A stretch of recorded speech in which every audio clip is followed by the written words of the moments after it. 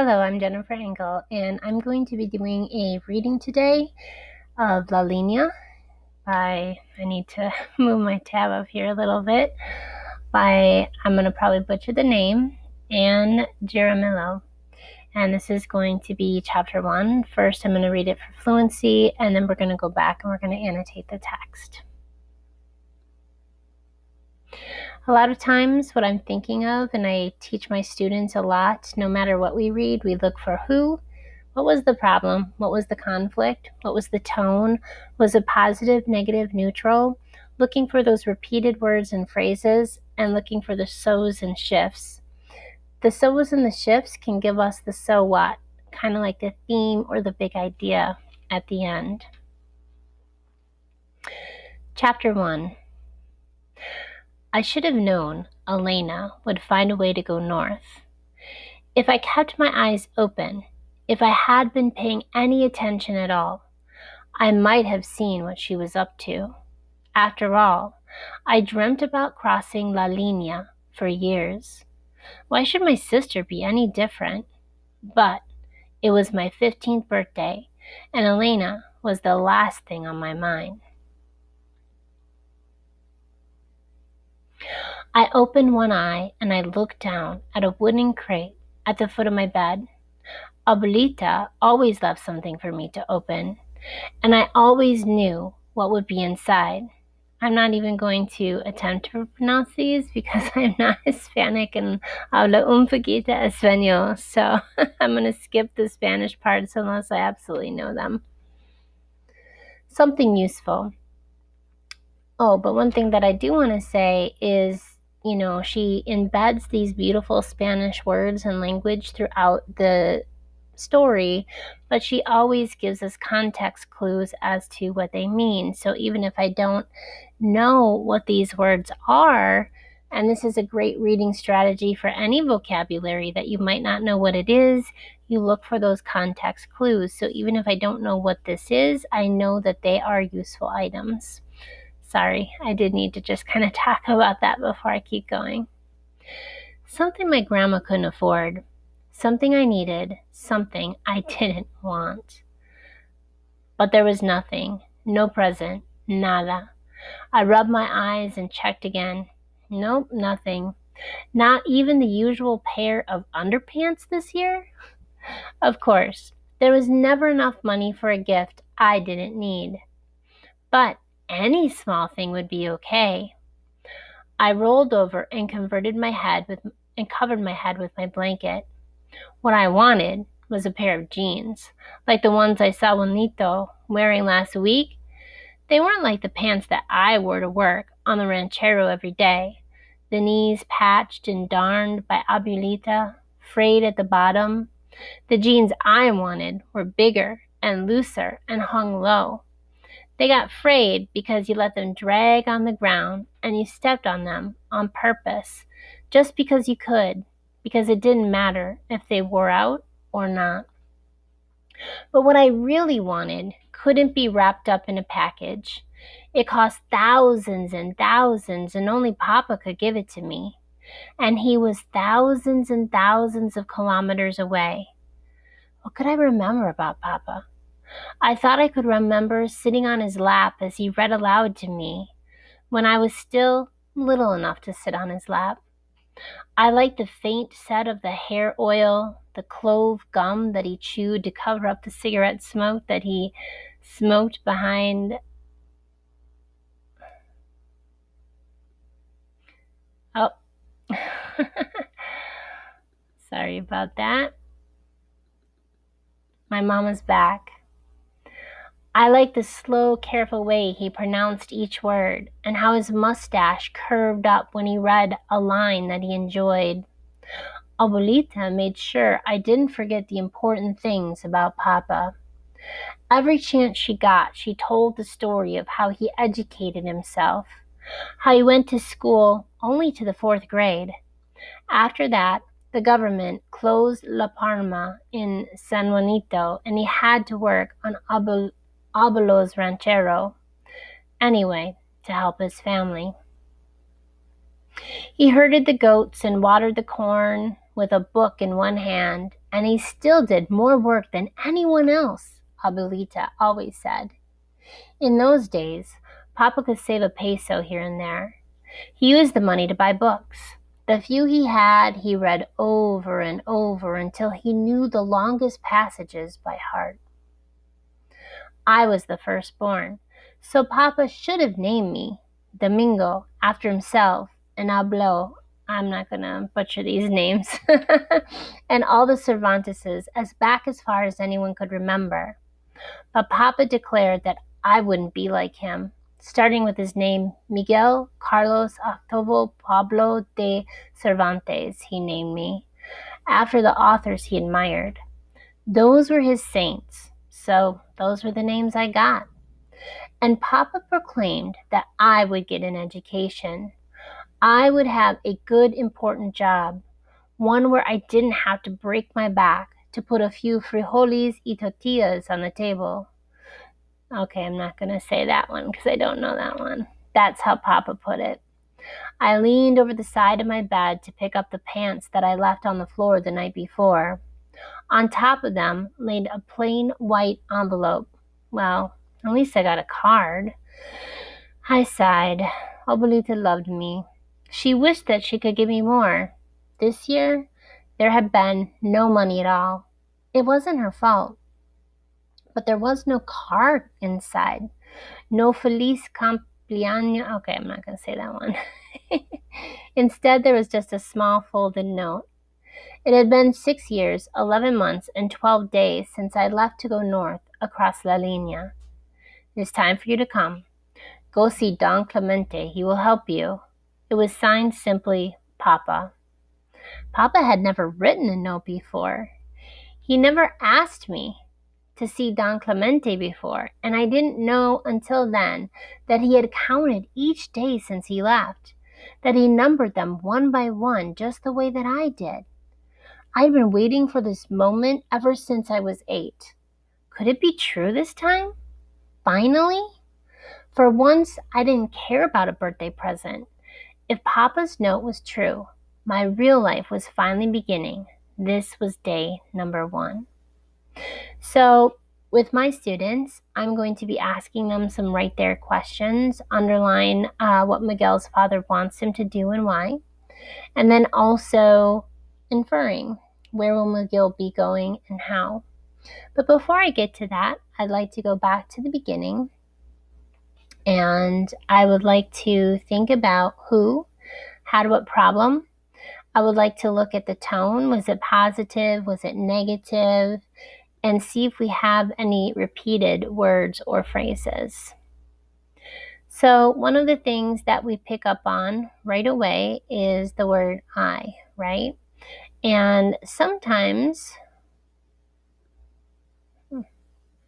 we don't know what his name is right off the bat. All we know is that I equals the narrator. So this is, oops. So we know that this is told in first person. First person kind of gives us a real limited point of view, and obviously just one person's point of view. And then we have another person here whose name is Elena, okay? And so we need to kind of figure out who Elena is. It says, I should have known Elena would find a way to go north if I'd kept my eyes open, if I had paid any attention at all. So this is where we're kind of looking for some of those repeated words. If I, right? If I. And then, of course, he says I, right? I might have seen what she was up to. After all, I dreamed about crossing La Linea for years. So this is where we kind of have some things like some context clues. Here we have La Linea, and we have go up north. So we know that La Linea is somewhere north, right? And from the Hispanic, the Spanish that is within the text, we're just going to assume or infer or do some background information that we know it's Mexico, so you're going north. And then he says, why should my sister be any different? So we know that Elena is his sister, okay? But I always tell my students to look for this little but word because it gives us a lot of clues as to what's coming after that.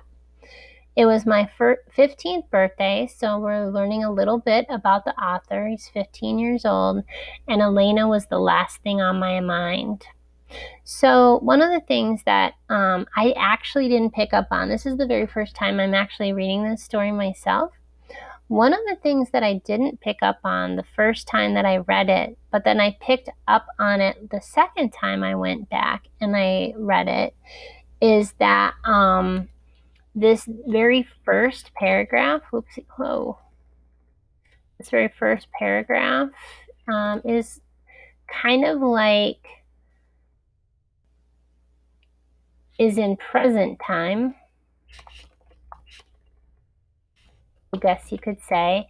And then all the paragraphs after equal like a flashback. Okay, so I'm not sure if that makes sense, but he said, I should have known that she would go north. If I kept my eyes open, if I had been paying any attention at all, I might have seen what she was up to.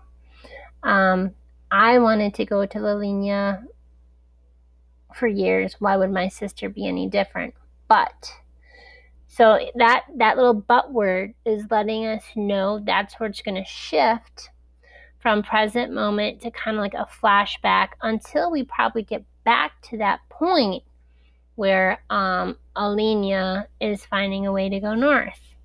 So that was kind of interesting. I missed that the first time I read it, but I got it the second time.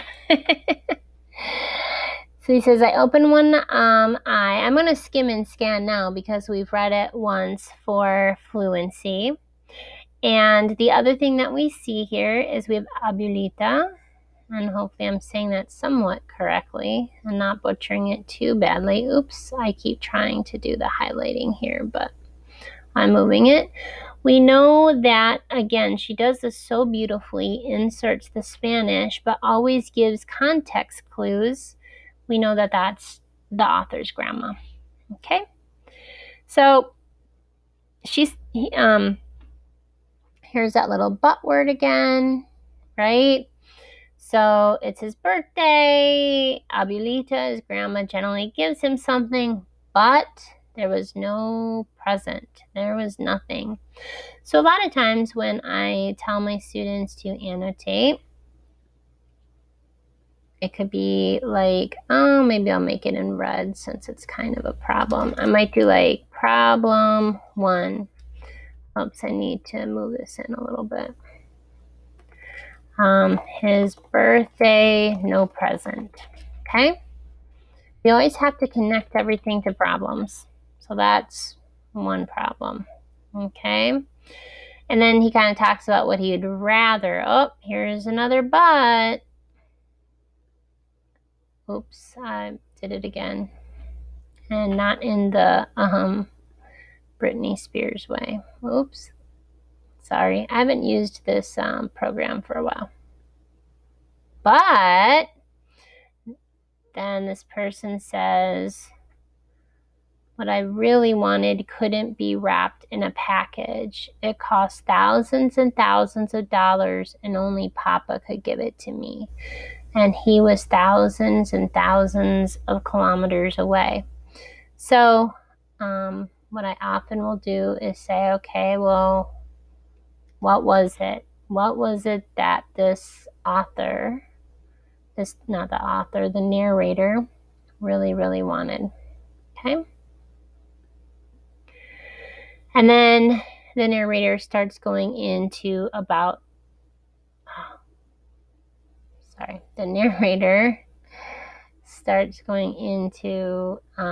talking about his father.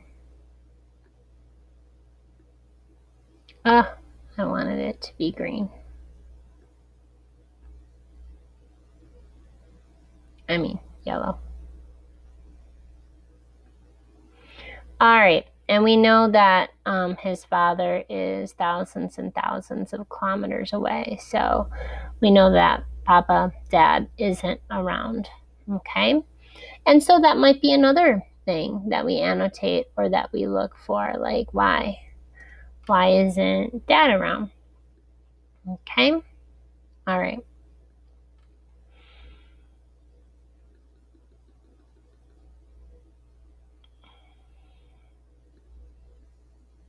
Alrighty. So, again, we're learning about Dad. We know that Dad has a mustache and he likes to read. Those are those repeated words that kind of get repeated throughout.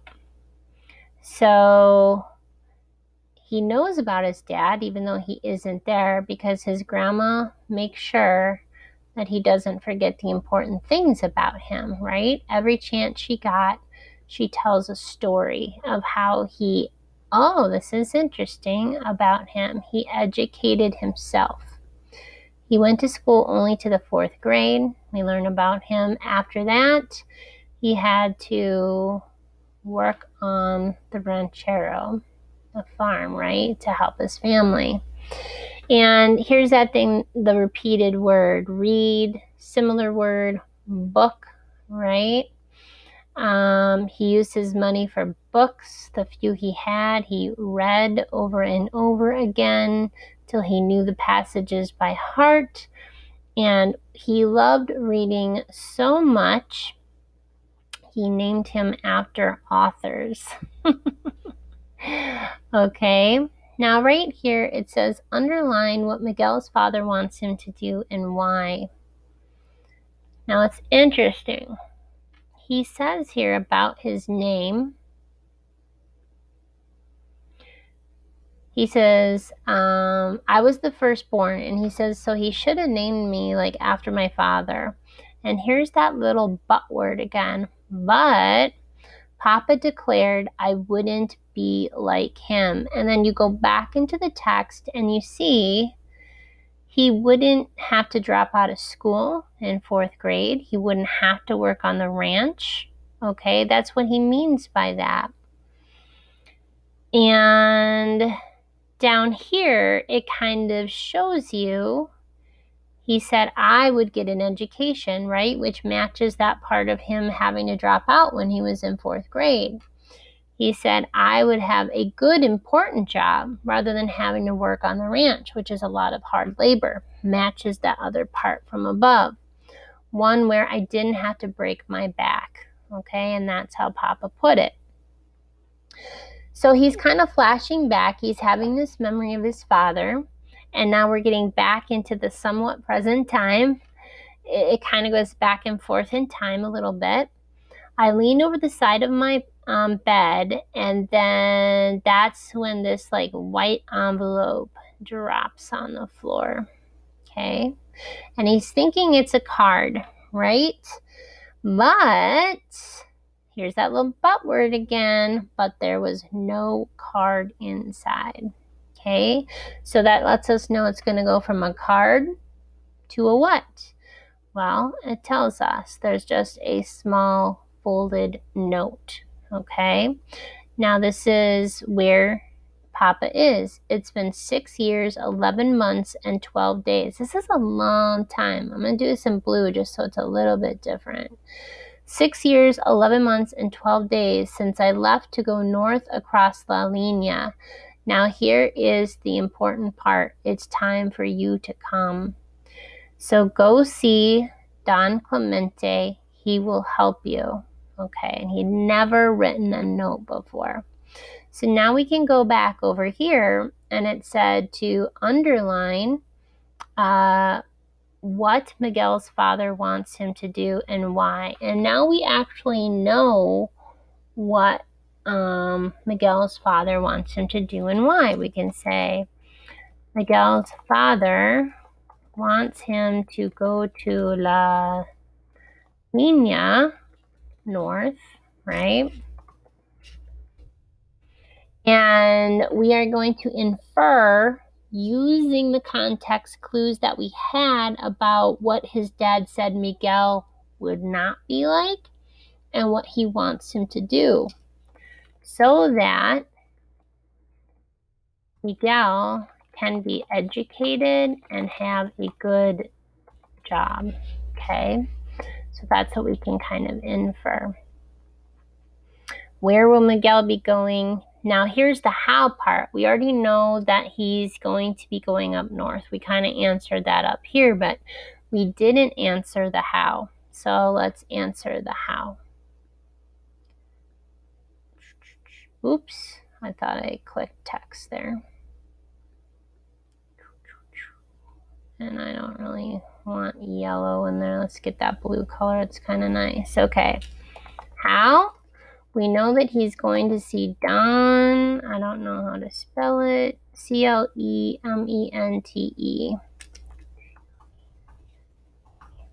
He's going to see Don Clemente, who will help him.